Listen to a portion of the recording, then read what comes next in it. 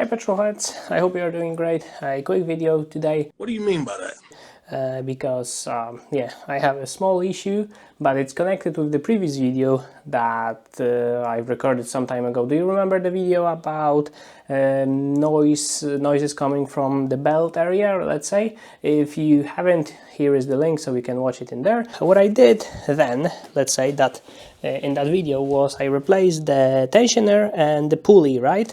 Because they were making quite a lot of noise. And when I start the car, the noise was still there. It was a little bit more quiet, but still it was there. And then I told you that I think it's the crankshaft pulley, because on these cars, crankshaft pulleys, so these elements here, this big one, which you can see in here, they are quite, let's say, common for failing, because as you can see, this is metal in here. There is a rubber in between which is supposed to dampen the vibrations, and another metal element, right? So what happens is basically this rubber degrades, and in extreme cases this can spin and rip this rubber, let's say the crankshaft, and this, which goes with the belt, will go at a different speed, and then it might burn the belt. But this is not the case, and I think I found out what was making the noises. Namely, for eagle-eyed viewers, you could probably see that something is missing in here, right? Right, what's missing? This guy is missing. So this noise, the whole time that I heard, air conditioning was working fine, but it was actually the bearing on the wheel for the air conditioning. So I have taken all of this apart. The belt is in here. It actually looks okay. You know, it's not cracked, it's not looking bad, but still I will change this one. So this is the culprit in here. So this is the whole wheel, which sits in there like that. How is this put together? So so this is the outer element. It sits on the wheel like that. So the wheel can spin separately from this element, because this, when you spin this one, it spins the shaft in the air conditioning compressor, and the wheel goes on its own. Let's say when you do not turn on the AC, this will just turn on the bearing, and when you turn on the AC, these two will come together with the usage of this one. So this is the electric, let's say, steering of it, right? So it has a lot of wire inside of it, and basically what it does when you turn on the AC, it just compresses all of that so it works together. When you turn off the AC, these two will separate, let's say, and we only run on this one, right? So I thought I will only have to replace this bearing inside, but as you can see, it's completely shattered too, so I will have to replace the whole element. Fortunately, there are replacements of this put together. You don't have to buy the entire air conditioning compressor, which would be probably expensive. So yeah, so that's a good save. This one is in horrible condition. If you would look closer, you can see the ball bearings in there, and some of them are actually missing. So yeah, that's on me. Fortunately, nothing bad happened. One tip on removing this element, because it was like that, right? So basically, first of all, you need to block it, somehow grab it in here and undo this nut. This is a 14 mil. And then, when you can see 3 holes in here, they are threaded. So you need like 4 centimeter long M6 bolt, basically for 10 millimeter socket. And you put 3 of them in every of this hole, and you just wind them in slowly, equally, because if you do it with only one, the wheel will not be coming straight and you might damage something underneath. So this is important. And yeah, so it's quite easy, and it's nice that they thought about basically taking this apart with every element. And then you have a couple of circlips, one holding this wheel, then the bigger one holding this electromagnetic clutch. Yeah, when I was removing the bumper, all of the bolts came loose normally, but this one snapped, and it was, let me show you this, guys, it was this one, the first one that you can see here. So this one. So basically I drilled it and tapped it. When I take a new bolt, this one, as you can see, it goes in very easily just with fingers. The only difference is that this one has a big, as you can see, washer. So basically I have these new bolts, so I need to get the new one and put a big washer on it, because the hole in the bumper is quite big, so the washer has to be that big.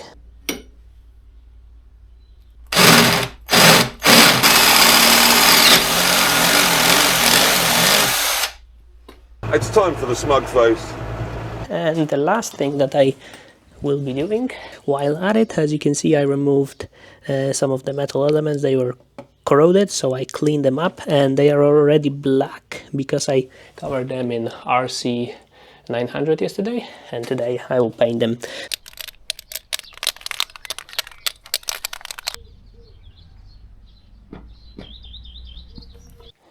Here we have our shiny parts. While I'm waiting for the parts to arrive, I've placed an order today. They should be here tomorrow or day after. So yeah, but in the meantime, I will also be looking at the rear brakes, especially on the left side, on the driver's side, because recently the disc got quite hot, and usually there are three reasons for that. So let me show you. So this is the usual brake setup at the 156, although the older versions had different brakes at the rear. I mean, they were smaller, because these ones are 272 or 6 in diameter, and they have this kind of a brake caliper. And in the older versions there were also 256 millimeters diameter of discs, and a little bit different calipers, because they had like a grooves in here, right? And these calipers are aluminum, so they are a little bit lighter, and that's why they also do not corrode. Three reasons for those brakes to get hot, to get problematic, get squeaky, whatever. The first one, very obvious, is the sticky caliper, right? So the piston having a problem to go out and come back when you let off the brake pedal. The second reason is the parking brake, right? Because it mounts in here at the back, as you can see. And what's important, when you look here, this, let's say, I don't know how to call it, this is the limiter for the brake, for the handbrake, right? So every time you let off the handbrake, it should almost touch it or be a little bit off, away from it, right? You can see it's, let's say, fully off. When the handbrake cable breaks, or it, let's say, disintegrates in the middle of the rubber in here, in the cover, right? It will grab on the cover, and it will basically not let go fully after the brakes. After you pull the handbrake and you let it go, it will just drag the wheel and get it hot. And the third way for these calipers to get hot, let's say, and discs, is in here, right? Because here we have those guided pins. You need to have quite a lot of grease in them to make them work properly. Sometimes when the boot cracks, you can get moisture, sand, whatever in there, and they will be destroyed. Or simply, as you can see here, there are these small metal elements. I will take it apart in a second, so I will show you. And basically what it can happen, these will attract quite a lot of dirt, quite a lot of dust, salt, whatever. And simply because there's so much dirt, the brake might have a problem with simply pulling off from one side, the pad from one side of the brake disc, right? So then it will grab and just slowly heat it up as you drive. So this is probably what's happening in here, because I know that the handbrake is okay. I know this caliper is okay. It's not sticky when it comes to the piston, so probably it's very, very dirty, because I haven't cleaned it in a very long time, probably since I have put on these brakes. And as you can see, they are not the freshest. To undo the carrier of the caliper, you need 17 mil in here, and here number 13. Just be careful, because as you can see, this nut is it has a small head, so you might slip off when trying to undo it, and you might screw it up, and yeah, that's not a good thing to have. A little bit of a brew while working. Don't worry, it's non-alcoholic. I don't drink and do mechanics at the same time. Lucy. Okay. Or this one got...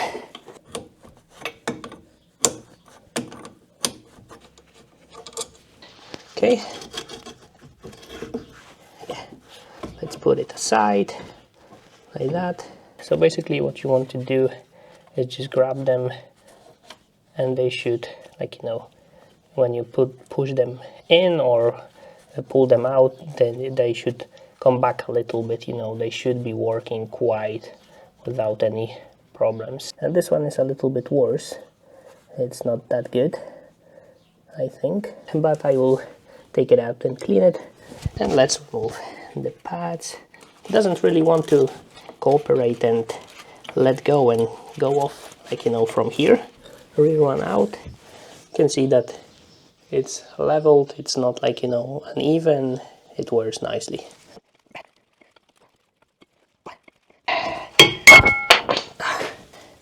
Even, wearing evenly, not damaged.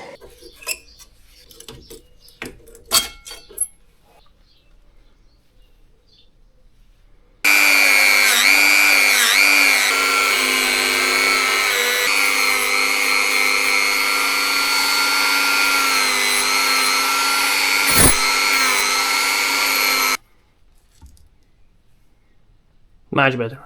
Okay guys, so I cleaned everything, and yeah, the only element that I think I will need to replace is those pins. One is longer one, the bottom one is shorter, the top one is longer. And now I've cleaned it, but if you would look at it, earlier I didn't take a picture, it was rusty all over in here, and the rubber is also full of remains of the rust. So I cleaned it as best as I could, but basically I need to buy those pins because this probably won't last long. So yeah, as you can see, there's quite a lot of imperfections.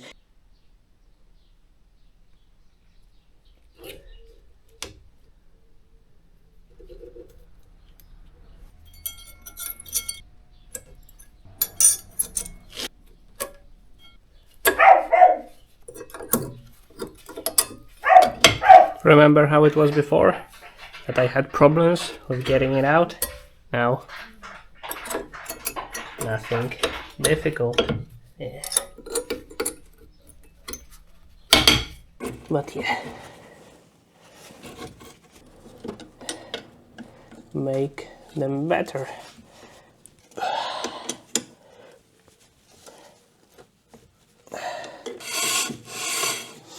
Now of course the disc is a little bit kind of grabby because yeah, we're doing some stuff in here, but when you press the brake and release it, it will go back to, yeah, working better. Freshies has arrived. I found the original one. So what's actually funny is that when you go on to the official Alfa Romeo parts catalog, let's say, you will not find the wheel on its own.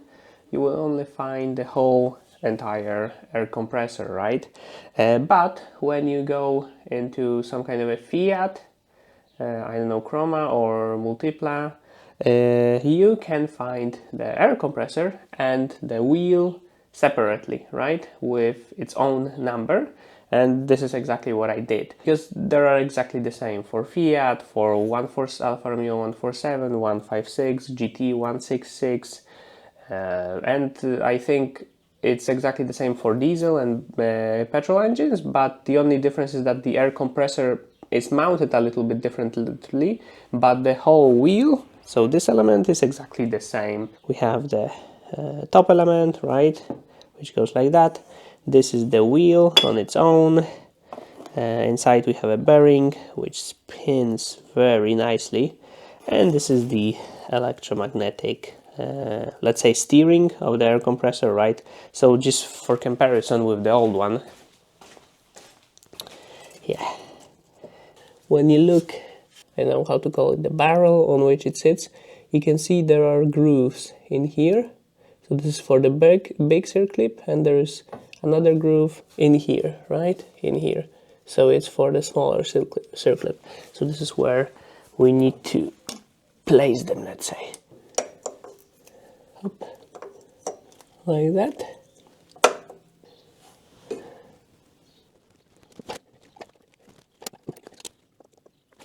Putting on the circlip was an amazing experience. I would highly recommend to anyone who just enjoys swearing, and but you can see it's seated all the way around. There is just like a tiny hole next to the wire, and we need to basically put this small screw in and just connect the the connector. Okay, all put together. Yeah, it was a little bit of faffing around because I have to think how to put the wire so it doesn't catch on the wheel, right, when it's turning. But yeah, there is a small, like a metal, I don't know, special bracket which fits the wires, and just and then just bend a little bit of the tap where the connector sits, and it's okay. Well, now we can go with the wheel, right? This is the outside edge and this is the inside edge. So this here inside this crevice in here, it goes the electromagnetic steering, right?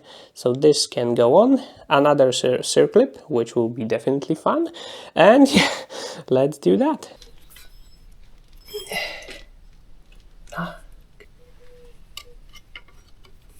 Okay.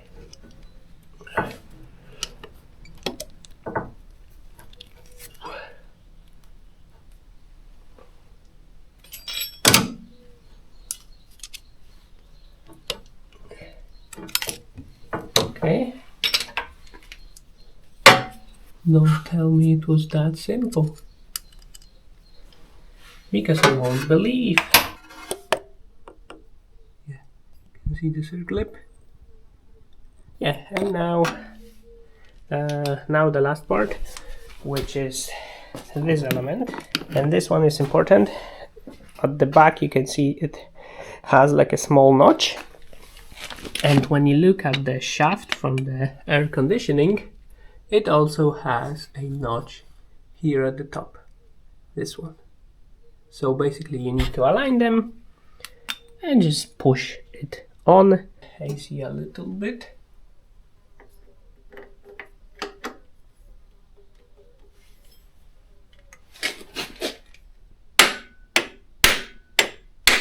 And here, of course, as a Muppet, I forgot that underneath this last wheel, there should be two small, thin washers going underneath it, right? So that's why I'm now removing it to repair my mistake. Okay. Yeah, so those are the tiny washers. The nut. Okay. I haven't torqued because I couldn't find the torque spec for this nut, so I went with gut and twist, but yeah, you just feel when it doesn't want to go because it will bottom out. So now what I will do, I will just put all of the brackets, put slowly everything back together. I will not put the bumper yet on, then we will put the belt and we will start, see how it works without the AC and then with the AC, and if everything is okay.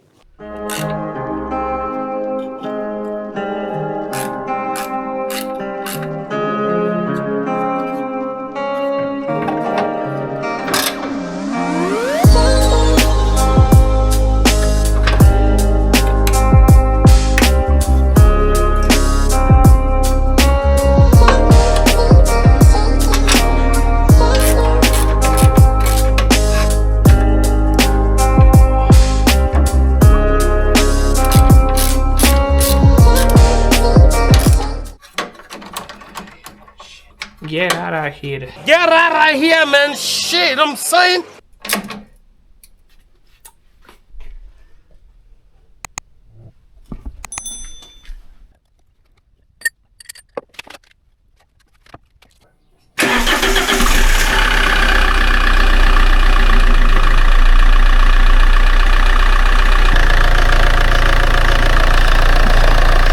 Success. It works, it's quiet, AC works. There's no noises, there's no squeaking, there's no squealing, there's no yeah, no noises. Yeah, I'm a little bit lying with saying that there is no noises. At the startup, just like, I don't know, a couple of seconds after the startup, you could still hear a little bit, I would guess, crankshaft pulley, but this one has like 60-70,000 kilometers, which is not much for a crankshaft pulley. I think they should last longer, but maybe it starts to give a little bit of signs. But when it got warmer, like, I don't know, 30 seconds in, 1 minute in, it stopped completely. But when I had the belt off, I was also turning all of the wheels just to check, and I think I can hear the alternator without blocking it. When you spin with the whole shaft, you can hear it. So probably there's something wrong in there, so we'll probably have to take this one out. Honestly, I can't complain about the alternator because I haven't touched it since I bought the car, and I already have this car for over 11 years, so I think it has every right to be a little bit noisy, right? So yeah, but when I start the car and measure the like, you know, the voltage on load, it's loading correctly. Maybe those are not the highest of the, let's say, range of the power range, but still within the spec. So it's not like the alternator itself doing its work, but something like a bearing or something is not so happy. Okay, so what I will do is I will probably do like a small time lapse of me putting things together, and then we'll go for a test drive.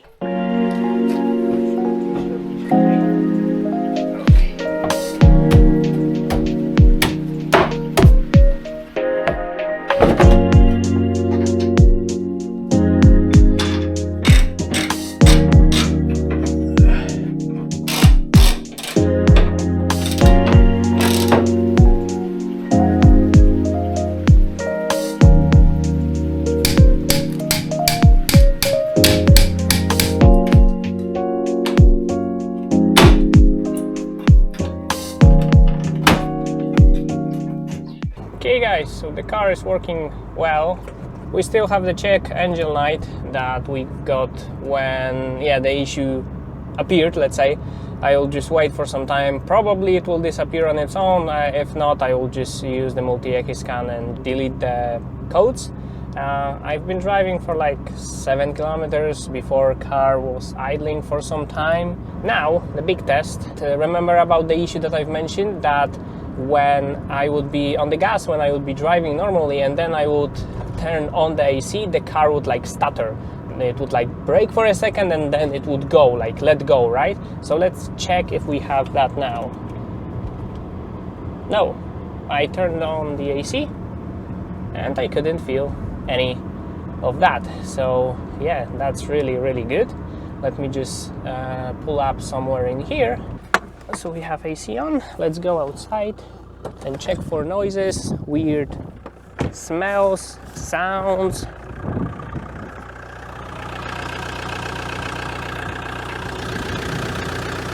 Okay, there are no noises in here. Let me open the bonnet though.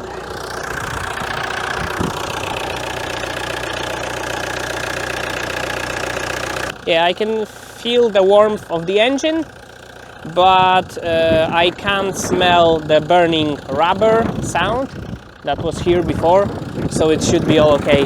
Yeah, so the mighty beast is back after the issue. I'm not gonna lie, I got quite scared, most because that I, like, you know, when it happened I didn't think much of it, and then when I came home I was like, yeah, I was kind of lucky because, you know, you couldn't see maybe like a damage on the belt, but the smell was extremely bad, and yeah, the sound and everything, and I was like, if the belt would snap, and for some odd reason you never know what would happen at speeds, let's say the belt would destroy the cover from the timing belt, and that cover would get into the belt from the timing belt, yeah, then it would be probably goodbye for this car, which I don't want to do. So yeah guys, thank you very much for watching. I hope you enjoyed this unplanned video. This is what it is with old cars. They sometimes break, and yeah, sometimes you are very lucky that nothing really bad happens. So yeah, hope you are doing well, your cars are working perfecto, and you don't have any hidden damage as I did, and hidden failures, let's say. And yeah, see you on the next one. Bye.